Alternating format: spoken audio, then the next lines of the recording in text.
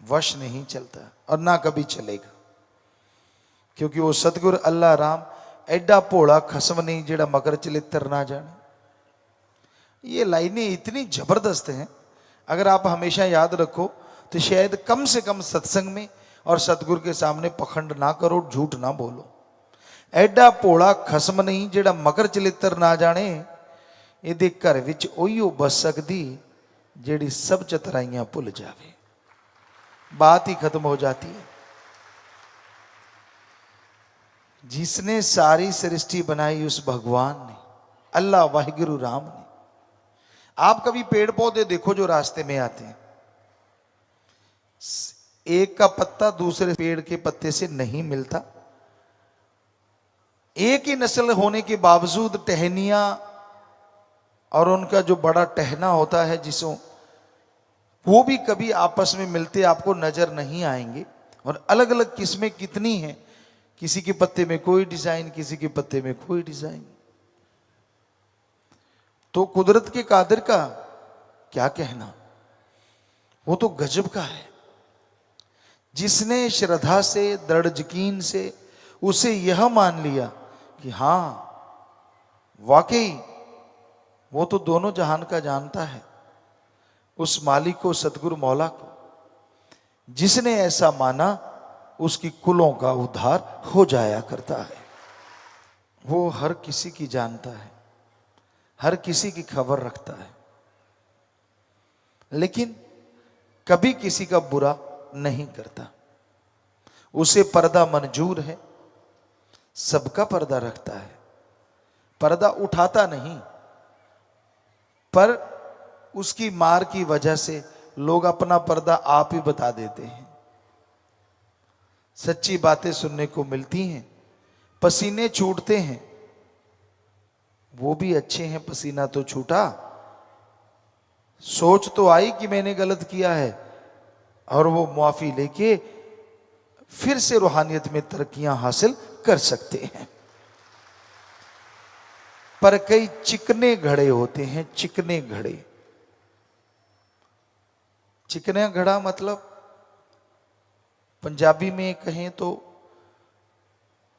एक रूड़ा कड़ा भी कहते हैं। एक घड़ा होता है जिसमें पानी सिमता है, थोड़ा थोड़ा बाहर निकलता रहता है।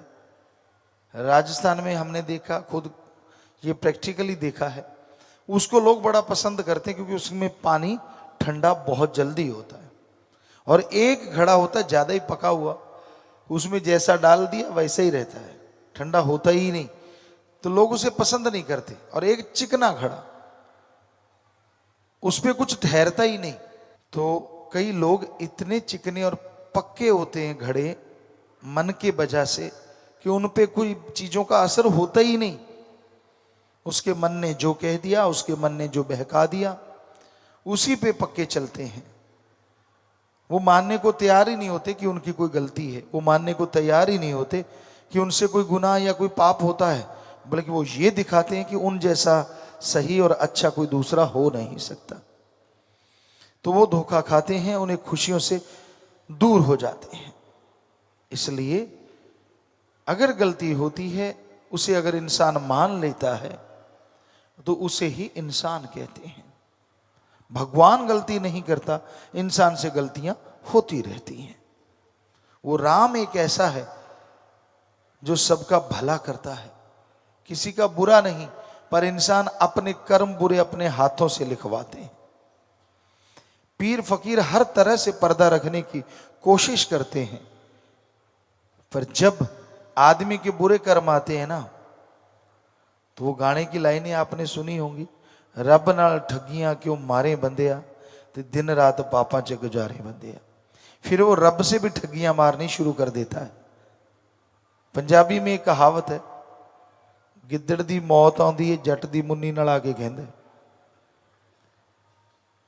मुन्नी मतलब हल जोतते हैं, उसके साथ आके वो रगड़ा रगड़ी करने लगता है, और फिर जट सौदा ऐसा ही होता है जो हाथ में आकर तड़ाक मारता है और लत्तां तां हो जाती हैं। तो समय समय की बात होती है, लेकिन कहावत कई बार सच्ची होती है कि जब इंसान के बुरे कर्म आते हैं तो रब नाल ठगियां मारनी वो शुरू कर देता है। इसलिए उससे कभी भी कुछ छुपाओ ना। वो कण कण में, जर्रे जर्रे में मौजूद है। वो ओम, वो हरि, वो राम, वो अल्लाह, वो वाहिगुरु। उसको पल पल की खबर है। छुपाया तो उससे जाता है जिसको पता ना चले। कांच के गिलास में जो पारदर्शी है, कुछ भी डालोगे क्या छुपा रह जाएगा? बस आप कांच हैं और भगवान देखने वाला है। अब जो जो ख्याल आपके अंदर हैं, जो जो चतर चालाकी आपके अंदर है, आपको लगता है कि आप 30 मारखा बन गए, ये नहीं पता आप खुद के पैर पे कुल्हाड़ी मारने वाले बन गए।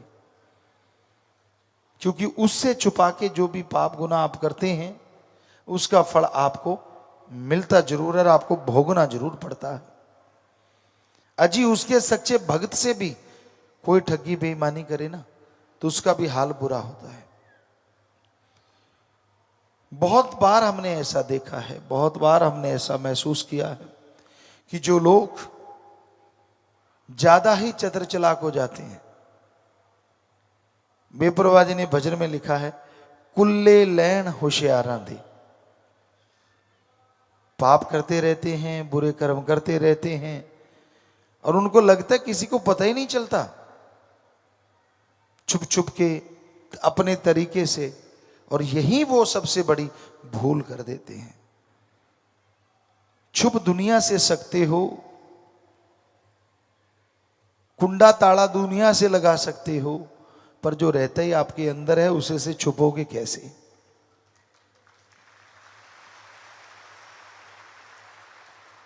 पर्दा इंसान से कर सकते हो, हैवान से कर सकते हो, राक्षस शैतान से कर सकते हो, पर जो एक एक आपके विचार को जानता है, उस भगवान से पर्दा करोगे तो करोगे कैसे?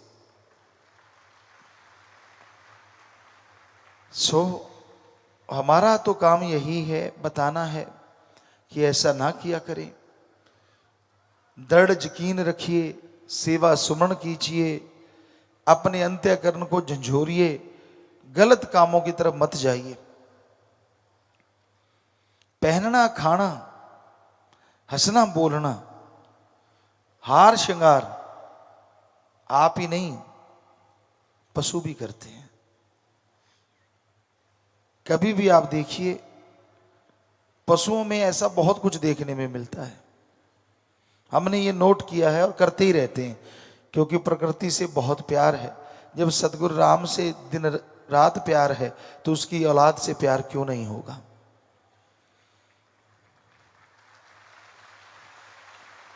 हमने देखा पशु पक्षी परिंदे आपस में मिलते हैं, बातचीत करते हैं, तो वो भी हार श्रृंगार करते हैं, अपने आप को सजाते हैं, संवारते हैं, अट्रैक्शन पैदा करने के लिए। और यही इंसान का काम है, स्त्री पुरुष के लिए, पुरुष स्त्री के लिए। माया रूपी इस जाल में उलझा हुआ है।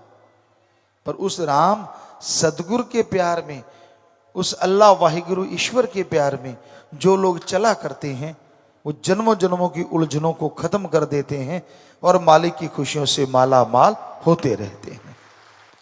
तो इश्क करो ओम हरि अल्लाह राम से, जो झोलियां भर दे, अंदर बाहर से माला माल कर दे, कमी छोड़े ही ना। जो यह बात मानते हैं, जो इन वचनों पे चलते हैं, वो ही एक रस रह सकते हैं। क्योंकि दृढ़ यकीन होना जरूरी है। जब तक दृढ़ यकीन नहीं, तब तक रूहानियत में खुशियां नहीं मिलती। डॉक्टर से दवाई लेते हो, दृढ़ यकीन हो, एक टेबलेट से लोग ठीक होते हमने देखे हैं, और यकीन ना हो, इंजेक्शन भी लग जाए, फायदा नहीं होता। क्योंकि आदमी का जो मन है, आदमी का जो दिमाग है, ये बहुत बड़ा काम करता है। दिमाग में अगर ये है कि हां मेरा सतगुरु मौला भगवान है, तो भगवान को भी उस रूप में आके दर्शन देने पड़ते हैं। और आदमी ने सोचा कि पीर फकीर सिर्फ पीर फकीर है, तो भी पीर फकीर दया करके, मालिक दया करके फकीर के रूप में भी दर्शन देते हैं।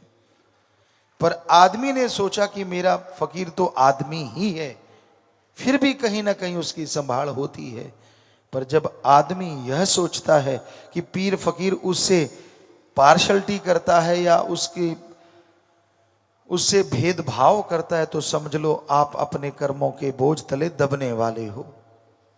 फकीर ही तो एक ऐसा होता है जो कभी किसी की गलत बात नहीं कहता। यहां कोई पास खड़ा है, पास बैठा है, आपको लगता है यार बहुत